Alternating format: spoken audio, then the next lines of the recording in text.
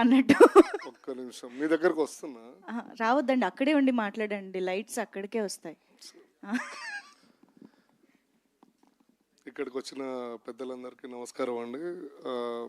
గుర్రం Papireddy producers team, direction team and actors అందరికీ నా హృదయపూర్వక నమస్కారాలు.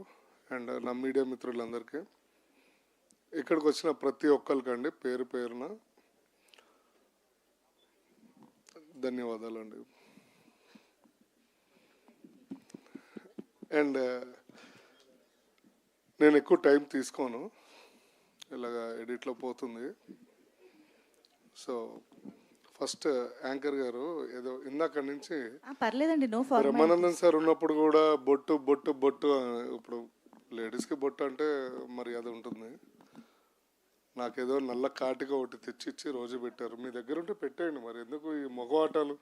నల్ల కాటుకే కదండి మా దగ్గర, డ్యామ్ ష్యూర్గా ఉంటుంది. ఒక్క నిమిషం, ఇదిగో నాకు తెలుసు, మీ చేత ఎలా అయినా ఈరోజు పెట్టిద్దామని ఫిక్స్ అయ్యాం మేము. ఇదిగో అది కాదు మంచి సార్, నువ్వేంటి బ్యాగ్ లో అన్ని వేసుకుని ఉంటాయి కదా, మాకు మేకప్ బ్యాగ్ లేకుండా ఎలా వస్తాం? కమాన్, మరి ఫరియా గారు పెడతారు ఇప్పుడు. కమాన్, జీవన్ గారిని క్యారెక్టర్ లోకి తీసుకెళ్తున్న ఫరియా గారు. అమ్మా ఫైనల్ గా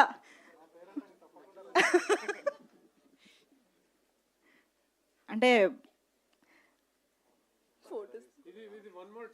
ఒక బొట్టుకి ఇంత ప్రాముఖ్యత ఈరోజు జీవన్ గారి కెరియర్లో వస్తుందని ఆయన కూడా ఎప్పుడు ఎక్స్పెక్ట్ చేసి ఉండరు.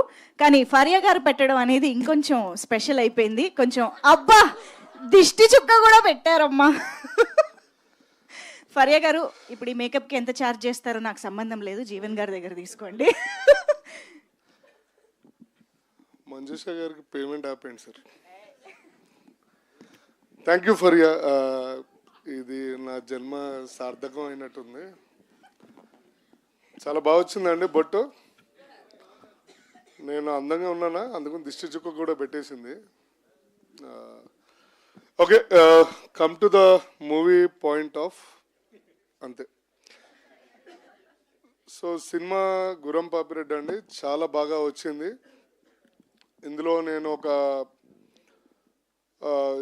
కాటి కాపరి, కరెక్టేనా, కాటి కాపరి క్యారెక్టర్ వేసానండి. ఒక ఎక్కడి నుంచో ఒక పాత